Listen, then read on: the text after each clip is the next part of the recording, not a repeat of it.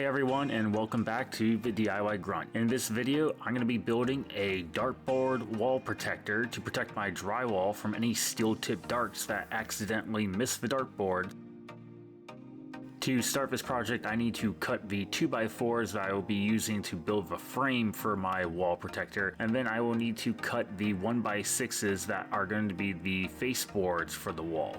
To help speed up a bunch of repetitive cuts and to make sure that they're all the same length, I set up a board stop. Now if you're only cutting 1 or 2 boards to the same length, then a board stop really isn't necessary and it's probably not worth your time. But in the case of the 1x6s where I needed to cut those boards and make 14 pieces total, it was extremely helpful to set up a board stop, slap down the 1x6, cut it, and simply slide it over and cut it again, where I didn't have to worry about how long it was because I knew it was going to be precisely the same length every time so long as it touched the board stop.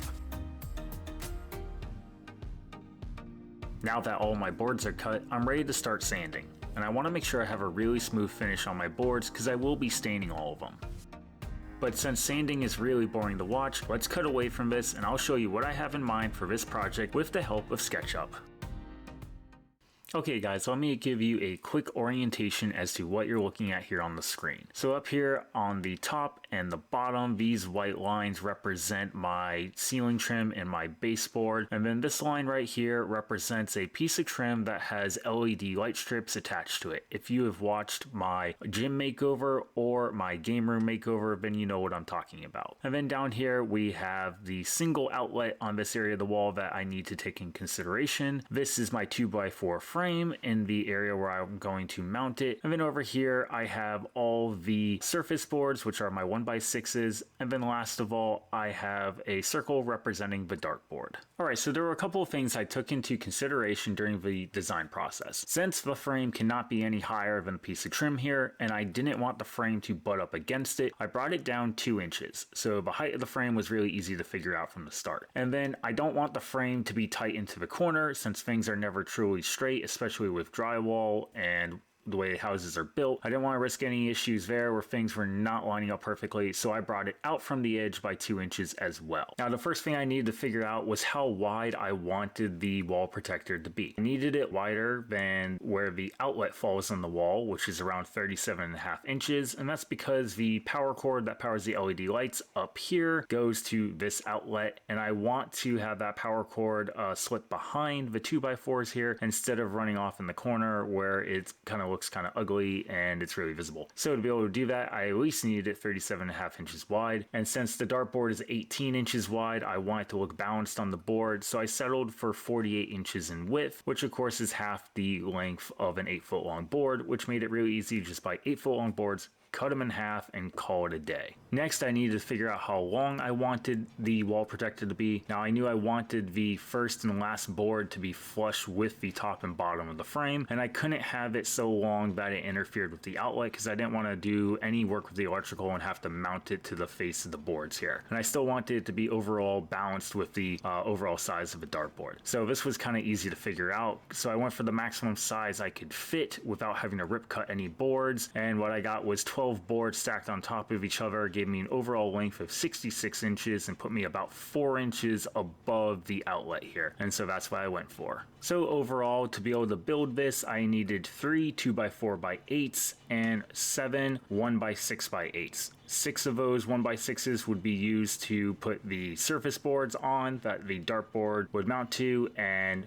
would be the overall protection from the darts. And then the last one would be used for a top and middle shelf, and I'll discuss that later on in the video. To allow the power cord for my LED lights to be able to run behind my frame, I needed to cut a notch out of the 3 horizontal 2x4s that were going to mount to the wall. To do this, I clamped them all together, and then I got my router out and I put in a cove box bit, which will cut a nice round hole out of it. And then I set up my triangle as a guide, which I could simply press my router against and then run it across all 3 of the boards at once. Now this took a couple of passes to get to the depth that I wanted, but it made a nice clean cut into the wood.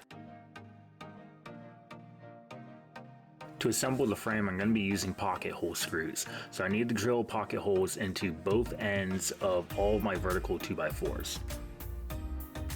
I'm now ready to begin the staining process. To start with, I'm going to be applying wood conditioner to all of my boards. Now you don't have to do this step. You could skip it if you don't want to apply conditioner, which would save you some time and money. However, it is highly recommended to apply wood conditioner before staining, especially for an oil-based stain like what I'm going to be applying. Wood conditioner helps to prep the wood to be able to receive the stain in an even manner. If you don't apply conditioner first, then your stain could end up being lighter or darker in some areas rather than a nice even coat across the surface. My color choice for stain for this project is called True Black. It is from Mini Wax's wood finish line and is an oil-based stain. Now typically I like to apply stain using a stain applicator pad, but since the 2x4s are still so rough even after sanding them, I decided to use a brush for the 2x4s, and then I would use the stain applicator pad for all of my 1x6s because of their much smoother surface. Now I chose black stain for this project because the ping pong table is on a black table frame, and then basically all the equipment in my gym, which is right next to the game room, is also black equipment. So I wanted to stick with the overall color scheme here, which was black. However, basically all of the pieces in the gym and the ping pong table were painted black, and I chose not to go with that paint and go with the stain because the overall finished look of this project is going to look very similar to the sliding barn door I built, which was also stained. And again, I'm using these nice quality 1x6s, and so I don't want to just paint over them where you wouldn't see the wood finish, the wood grain I should say, underneath. And with the stain, you're still going to be able to see that grain, and you're still going to have that natural beauty of the wood itself. To start the assembly process, I laid all my 2x4s out onto the floor and then attached my vertical 2x4s to my bottom support. Then I attached them to the middle, and finally I attached the top. During the whole process I used my speed square to ensure everything stayed nice and square during the assembly process, because if anything ended up uneven, then the whole project itself, once mounted on the wall, would be uneven and would become very noticeable. After I finished assembling the frame, I used a countersink drill bit to drill the holes for the screws that will attach the 2x4 frame to the studs in the wall. I had already found and marked the locations of the studs on the wall, so I simply transferred those locations onto the 2x4 frame. Then by pre-drilling, I ensured that I could do two things. One, the screws could be mounted into the frame in advance, so that once the frame was on the wall, it would be much easier to set them into the studs. And two, by using a countersink drill bit for the holes, this ensured that when the screw was fully set, the head of the screw would either be flush with or below the surface of the 2x4, to ensure that it did not interfere with mounting the 1x6s onto the frame. Before I mounted the frame to the wall, I made sure to set the power cord into the notches I had cut with the router, and then held the cord in place using a couple pieces of duct tape. After getting some initial help to get the frame onto the wall and ensure it was level, I attached the left screw of the middle support first. At this point, most of the weight of the frame was borne by that single screw, and then I was able to move to the right side of the frame, ensure that I was still level, and then set the right side screw into place. With those two screws in place, now all the weight was taken off of me, and I was able to move around and hit all the remaining screws, and there were 3 screws to each of the horizontal 2x4s. So overall, the frame is held to the wall with 9 screws. I did have a problem where the right side of the frame was not sitting flush with the wall by about 1/8 of an inch. To help compensate for this problem, I used some U-shaped window and door shims, and I hooked them onto the screws, and then I secured the screws into the stud. This helped prevent the wood from being sucked into the wall, which would have bent the entire frame on the right side. With the frame secured to the wall, I was now ready to attach my faseboards to it. But first, I need to mark all the holes for my screws. So using a marking template, I quickly marked all my screw locations and then came back and pre-drilled all the holes.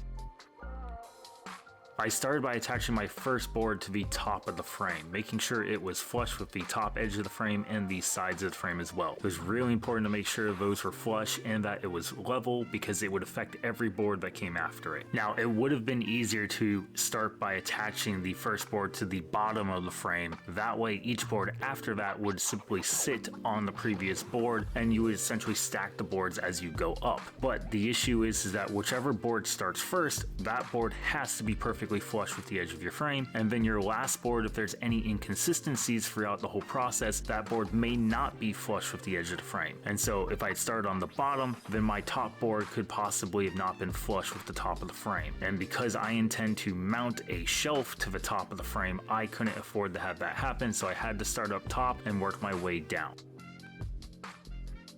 Now, because I'm going to be mounting a top shelf to the top edge of the frame, I need to cut a notch in this board to allow my power cable for my LED lights to be able to feed through it. Now, I didn't do this back when I was cutting all of my wood because I wanted to have 14 boards available to me of my 1x6s so that just in case I had some warped boards or any issues, I could swap a board out, and then whichever board was my worst one could just be used for the shelves.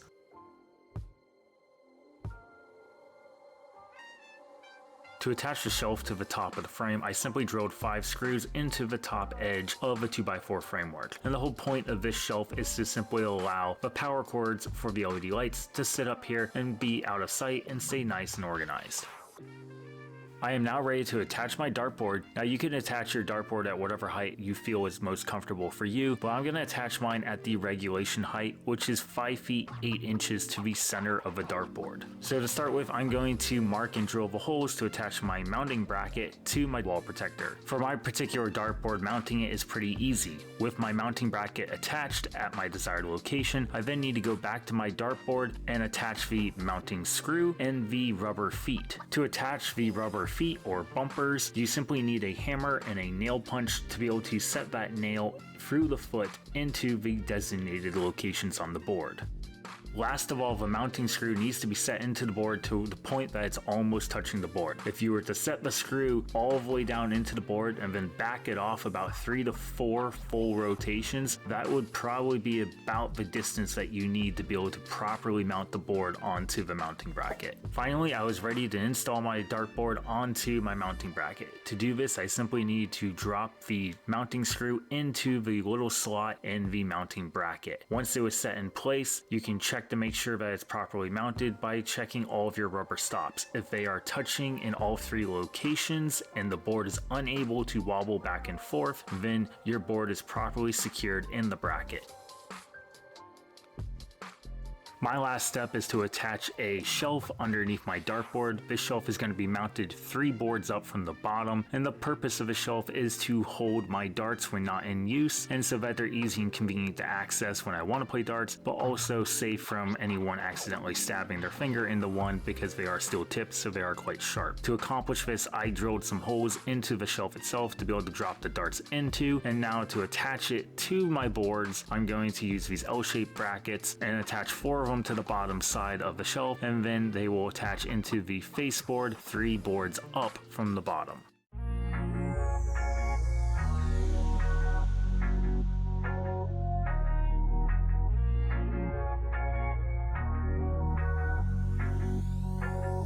Alright guys, so the dartboard project is now complete, and I'm really happy I built this because basically as soon as the dartboard was up and we started playing darts, we missed some of the shots and started hitting anywhere besides the dartboard basically. So we have already put some holes into the wood, which is fine because this is what it's here for. But if you are considering installing a dartboard, I do highly recommend getting something, whether you build a cabinet, you buy something, or you build something very similar to what I've just built here, this very large wall protector. I do highly recommend you get something, because if you're using steel tip darts and you miss the dartboard, which at some point will happen, you are going to put a steel tip dart all the way into your drywall.